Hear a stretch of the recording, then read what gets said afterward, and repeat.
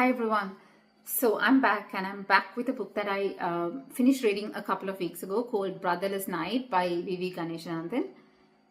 So this book absolutely blew my mind and I fell in love with this. So it took me on an emotional roller coaster ride. So I had to stop reading at regular intervals, just to digest the story.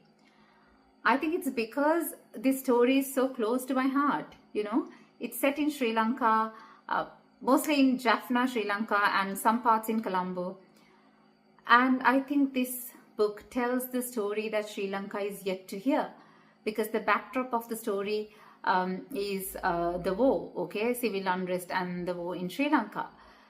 So the protagonist of this story is Sashi, a girl who lives in Jaffna, and it follows her from 1981 to 2009. So this book shows how the war, how Sri Lanka's war altered the life of Sashi and her family forever. Shattering their dreams and hopes, and tearing them apart. And I'm sure this story belongs to many, not only Sashi. So I feel like this is the story that Sri Lanka is yet to hear. And I think that this has to be read by every Sri Lankan, right? And I have read many books which talk about Sri Lanka's war, but this is the first time that I read a book which talk about our war in such chronological detail, right?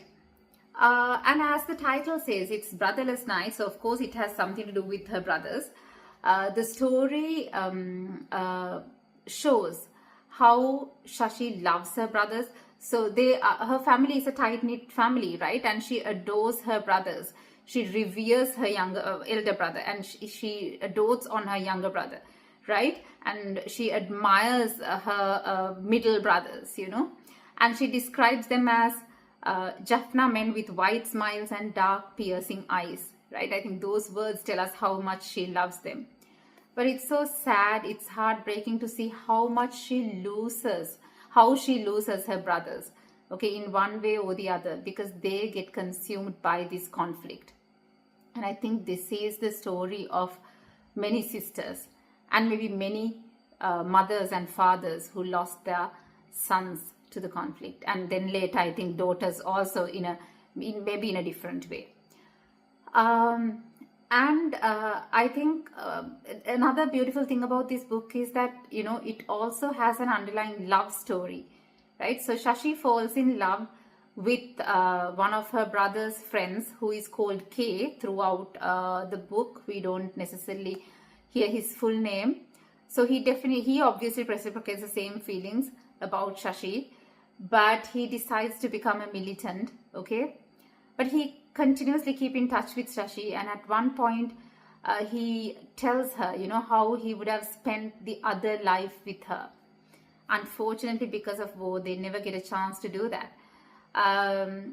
So this story is a story of loss, grief, fear because of war. And it's about unrealistic dreams. It's about the futility of war, It tells us how war does not leave any legacy, right? So, I mean, every time I read a book about war, right, whether it's Sri Lankan or whether it belongs to another country, I go thinking like, why? Why do humans have to do this, right? Why do we have to wage war upon each other? So, right, I'm not going to summarize this story because it's quite complex and I don't want to spoil it for you. If I did, please forgive me. But I invite all of you to just grab this book and read it. If you want to know where I got it from, you can DM me and I'll just reply with the place. So please grab the book and read it, and just share your thoughts once you read it.